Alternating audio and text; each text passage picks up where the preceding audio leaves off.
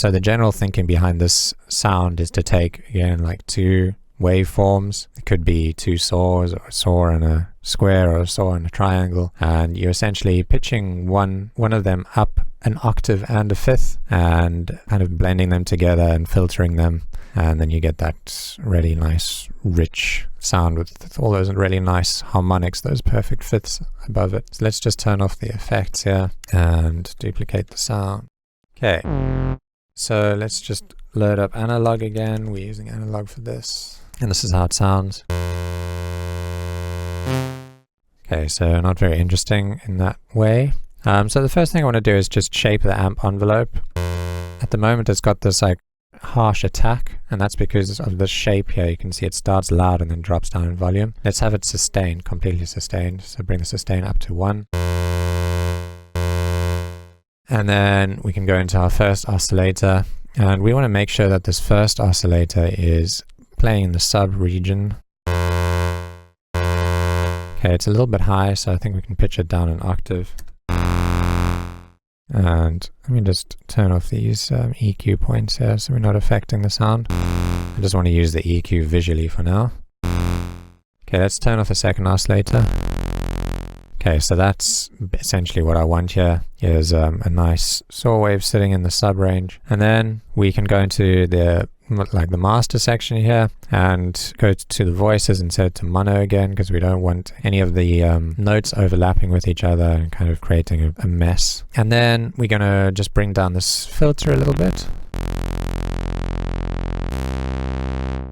And for this, we want a little bit of a pluck, but not quite as obvious as it is at the moment. So let's bring up this sustain almost to 1 and then have like a long decay.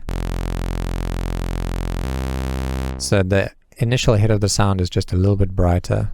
Let's bring down the frequency a bit more.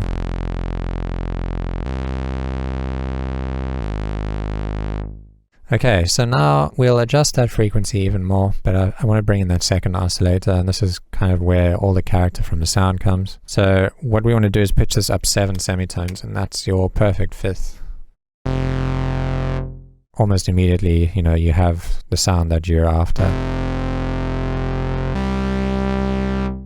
Okay, so in the version that I made, it also has a bit of glide on it. So you'll hear it like bending between notes. So here we can go to this section and turn on glide.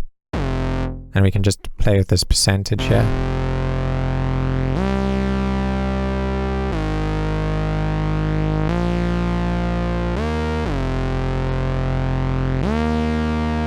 I think that sounds nice over there. So that's basically the sound at its core. This is how you make it, but there's a few other things we can do to make it a bit more interesting. We can play with saturation again, so these are the settings I used, just like in the last one. The soft sign, the driver pretty high.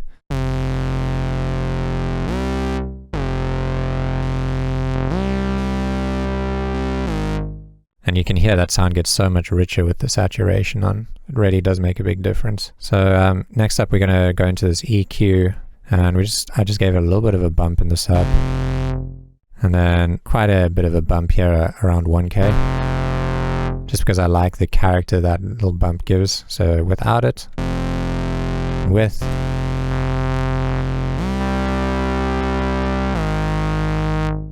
Okay, then lastly I just added a little bit of reverb, and the important thing with the reverb is to use this low cut to take out the reverb from the low end, because we don't want any reverb on the sub. Then I have a decay of 3 seconds, and then the dry wet's at 38%. And I also set the quality to high, just to get the best quality reverb.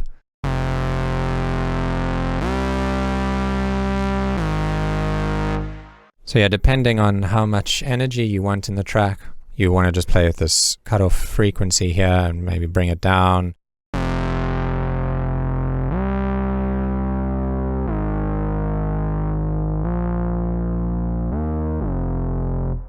Yeah, just play with that and see where you want it in your track. There's no rules, so experiment and see, you know, where it fits. Alright, I hope that was helpful. Thanks for watching. If you want to get more involved in sound design, we have some courses linked below. I hope you have a lovely day, and I'll see you at the next one.